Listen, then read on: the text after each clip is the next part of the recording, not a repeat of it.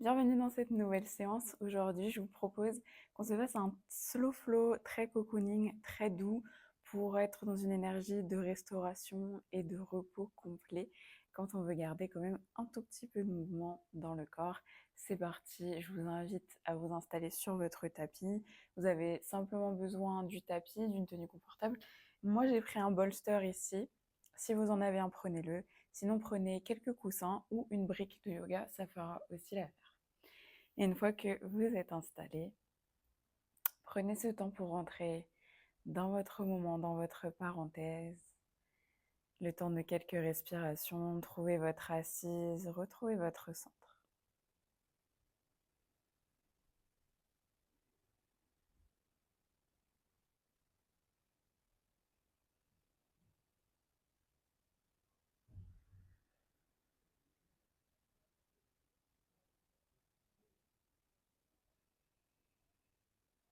Laissez les respirations s'allonger petit à petit. Le souffle devenir plus calme, plus posé.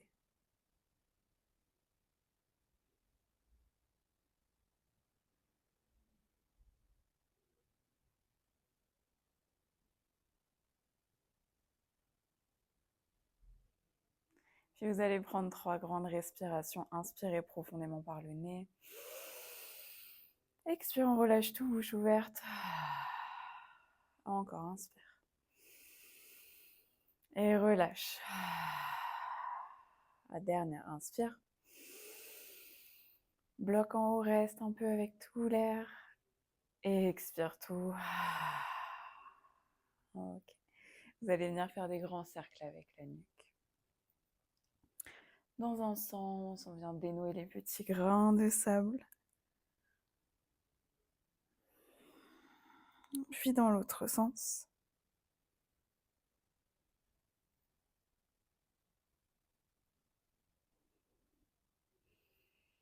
On en profite pour souffler, pour commencer à laisser la détente s'installer. Puis même chose avec tout le buste, cette fois-ci des grands cercles. Vous pouvez vous aider les mains, aller chercher l'amplitude qui vous convient, pas forcément très très grand, c'est vous qui voyez. Dernier, changez de sens. Prenez le temps, c'est vous qui voyez aussi en termes de rythme, de tempo. Est-ce que vous voulez trouver un rythme assez rythmé ou aller dans quelque chose de plus lent, de plus conscient? Voyez surtout ce que votre corps vous demande. Terminez votre cercle. Puis revenez au centre, mettez les mains devant vous. On va passer dans une posture de la table, les mains sous les épaules et les genoux sous les hanches. Une fois que vous êtes installé, on va venir dénouer complètement la colonne. Mouvement très intuitif, on bouge dans tous les sens. Laissez le corps parler à nouveau ici.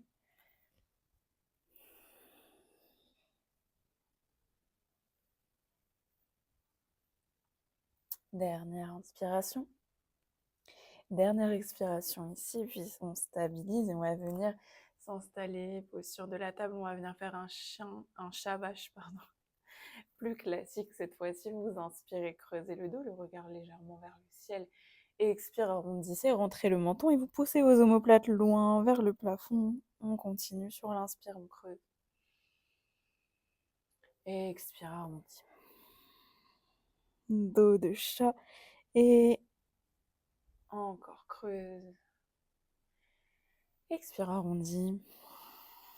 Et on se le fait une dernière fois de chaque côté. Dernière, arrondissez. Et revenez. Cette fois-ci, inspirez, tirez le bras gauche vers le ciel. Laissez la poitrine s'ouvrir. Puis expirez, vous laissez le bras gauche passer sous l'aisselle droite. Tendez le bras gauche. Déposez la tête. Gardez les hanches suffisamment hautes. Soit vous laissez votre main droite à côté du visage, soit vous étirez votre bras droit loin devant vous.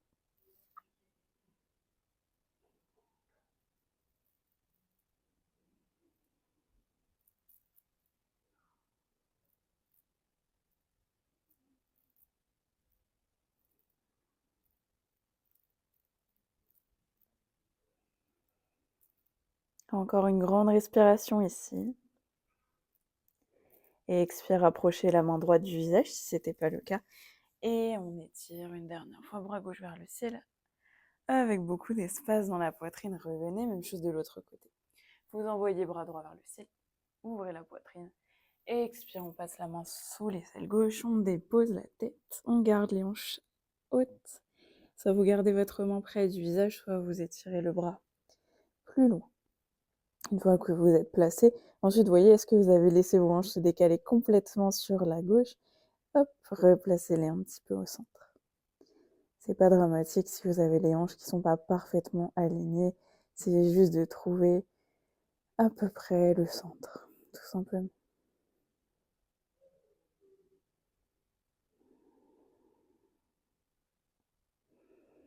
Profitez de la torsion, il reste encore 2 grandes respirations.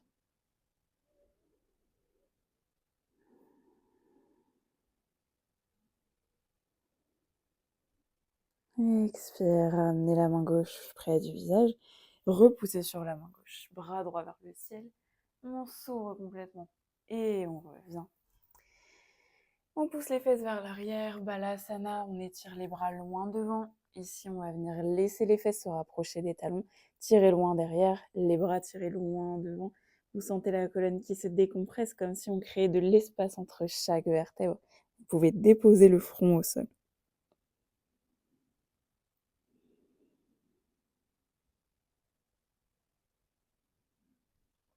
Respirez tranquillement ici, ressentez tout l'espace que vous créez dans vos flancs, dans votre dos.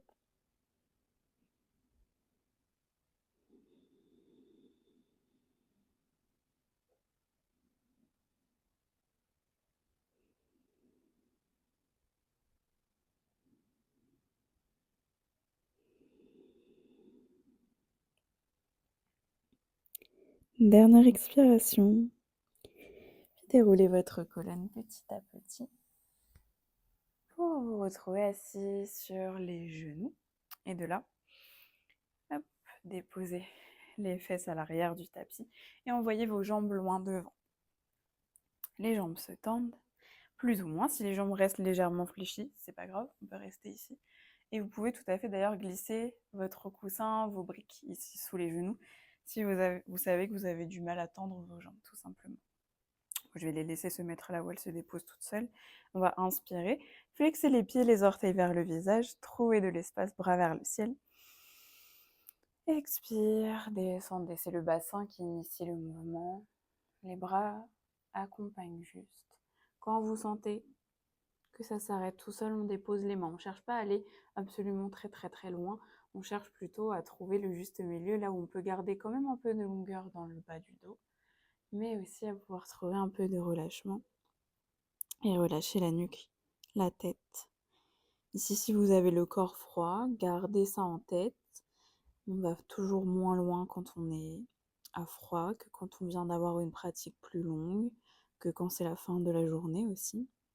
Si vous faites ça le matin, vous aurez moins d'amplitude et c'est ok. Pensez toujours à mettre quelque chose sous vos genoux si vous voulez être dans une variation plus soutenue de la pince Paschimottanasana.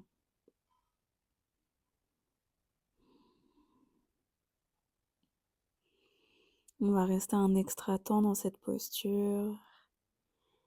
Posture de repos, d'introspection.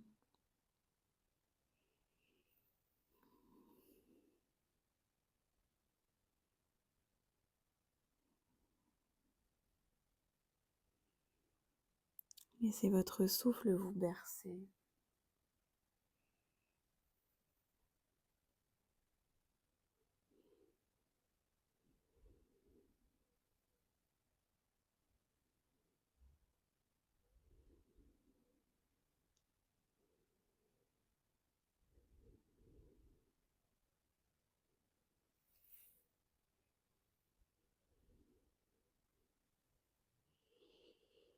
Encore une grande inspiration. Une grande expiration. Puis déroulez votre colonne, retrouvez-vous à nouveau avec le dos long.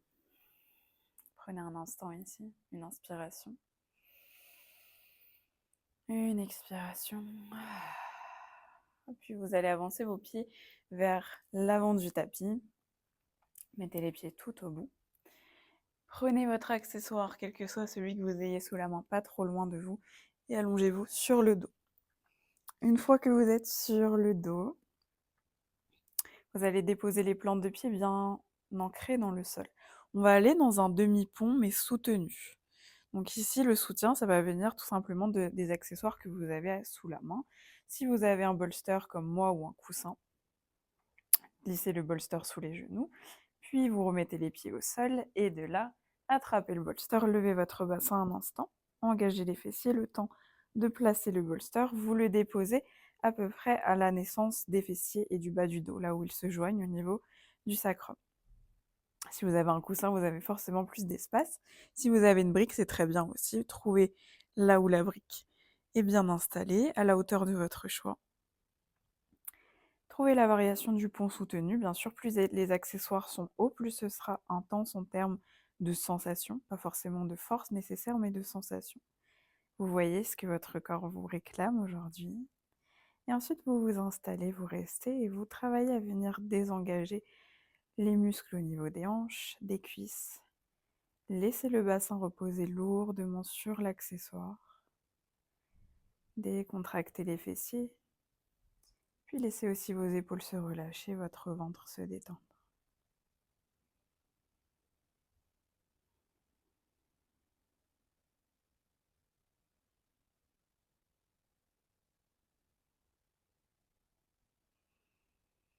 Petite extension, tranquillement. On sollicite l'arrière du dos en douceur.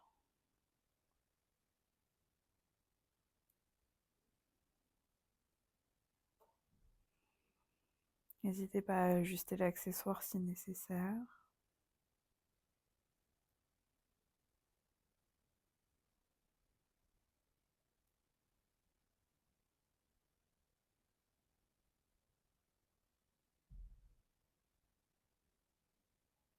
Puis vous gardez le support où il est.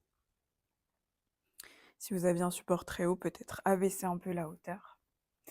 Pliez les genoux, puis envoyez vos jambes vers le ciel. Ici, on est dans Viparita Karani.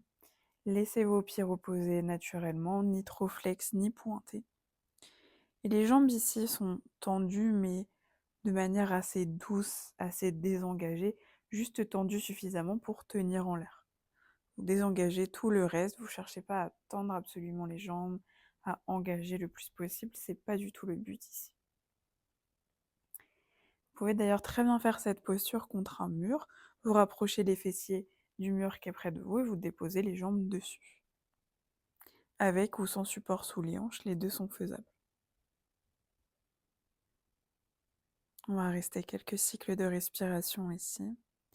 Et d'ailleurs, c'est une posture que vous pouvez très bien faire seul, sans même allumer votre ordinateur, votre téléphone pour suivre une pratique, quand vous avez juste besoin de 2-3 minutes pour vous recentrer, pour faire calmer tout le système nerveux, redescendre en énergie. Vous vous installez dans cette posture et vous prenez quelques respirations, vous laissez le temps œuvrer, la magie opérer au fur et à mesure que votre souffle va se balader. Ça va vous permettre de faire comme un reset du système nerveux. Vous pouvez très bien la faire en fin de journée ou même avant de dormir.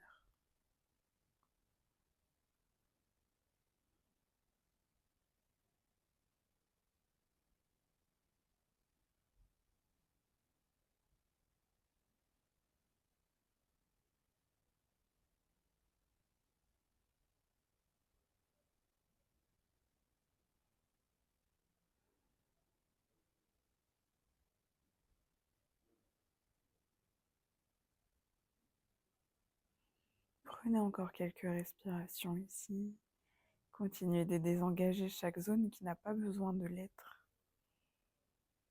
Respirez avec conscience, tranquillité. Souvenez-vous ici, vous avez choisi ce flow parce que c'est un flow doux, cocooning, pour se régénérer, pour restaurer son énergie, sa vitalité, autant dans le corps que dans l'esprit. Prenez encore une grande inspiration et une grande expiration. Laissez les jambes se redéposer, les pieds bien au sol. Levez les pieds vers le ciel, en tout cas les talons vers le ciel, pour retirer votre accessoire. Laissez-le de côté, vous l'utiliserez peut-être pour Shavasana après. On va venir faire un dernier mouvement avant Shavasana. Vous décalez vos hanches légèrement à droite, joignez les genoux, vous faites un petit angle à 90 et vous les emmenez sur la gauche. De là, vous pouvez déposer la main gauche sur les genoux pour continuer d'accompagner en douceur. Laissez votre bras droit reposer le long du corps. Si vous préférez autre chose, ça peut très bien être par exemple les bras en cactus ou en croix. Vous trouvez votre installation pour cette torsion au sol. Vous regardez vers le ciel ou du côté opposé.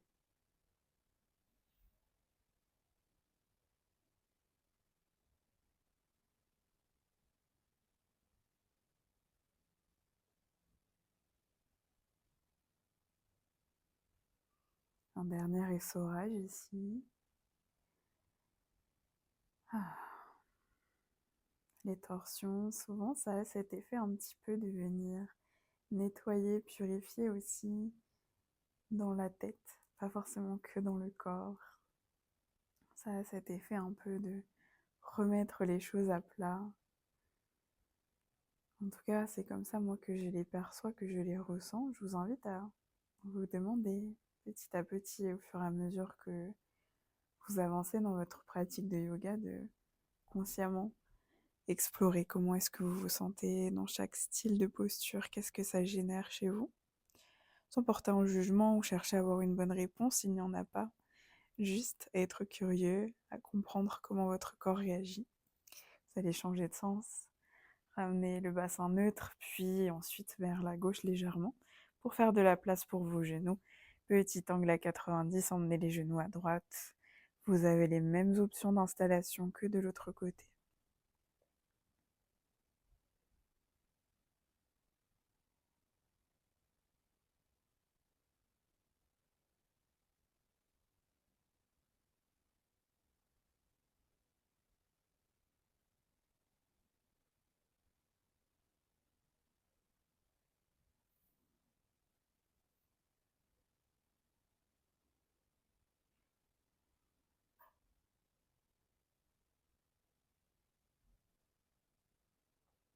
Restez encore 2-3 respirations dans votre posture. Et sentez déjà, est-ce que vous avez un petit peu froid? Est-ce que vous êtes bien? Est-ce que vous avez besoin de faire des changements, de vous couvrir, d'utiliser un plaid, quelque chose? On va se diriger doucement vers Shavasana. Revenez, ramenez vos genoux au centre. Je vous propose un Shavasana traditionnel, vous vous allongez sur le dos. Mais si jamais ça ne vous convient pas pour aujourd'hui, vous pouvez vous mettre autrement. L'idée de Shavasana, c'est de trouver un temps d'intégration, d'infusion et de régénération. Si c'est pas allongé sur le dos, ça peut être autre chose. Vous avez des accessoires, si vous avez un bolster comme moi, il peut par exemple être placé sous les genoux en soutien. Hop, ici, il peut être sous les pieds. Il peut être dans la longueur du dos.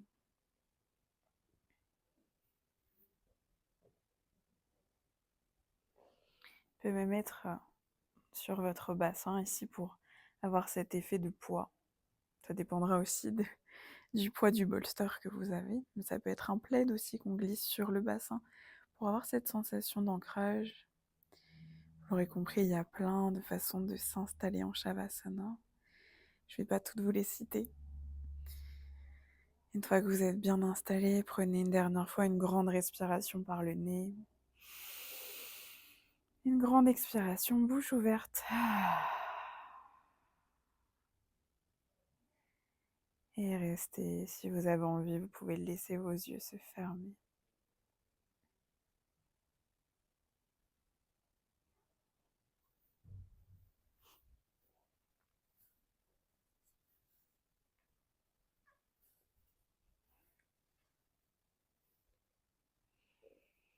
Maintenant que vous êtes bien installé dans votre Shavasana, ce que je vous propose, c'est d'y prendre le temps que vous souhaitez, le temps dont vous avez besoin.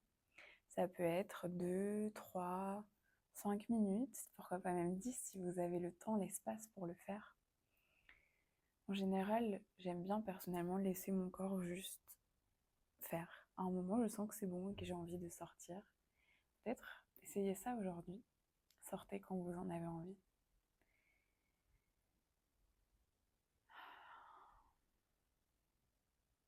Je vous laisserai ici. J'espère que cette pratique vous aura fait du bien, vous aura permis de vous ressourcer, de vous reposer. N'hésitez pas à la faire autant que nécessaire, dès que vous avez besoin de ça. En attendant, je vous dis à très bientôt dans une prochaine vidéo.